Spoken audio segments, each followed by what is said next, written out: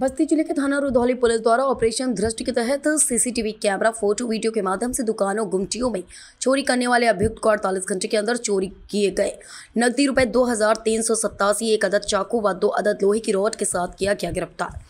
थाना Rudhauli police team द्वारा थाना क्षेत्र अंतर्गत दिनांक 21/3/2025 की रात्रि में अड़तमा में दुकानें, गुमटियों में हुए चोरी के सामानों के संबंध में मुकदमा संख्या 81/2025 धारा 303(2)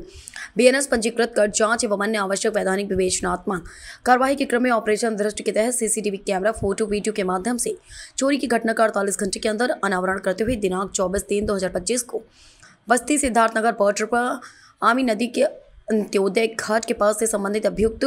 राजमन उर्फ लाले पुत्र राजेंद्र को गिरफ्तार कर उसके कब्जे से दुकानों, गुमटियों से चोरी किए गए रुपए 2387 नगद, एक अदद चाकू व 2 लोहे की रॉड बरामद की गई।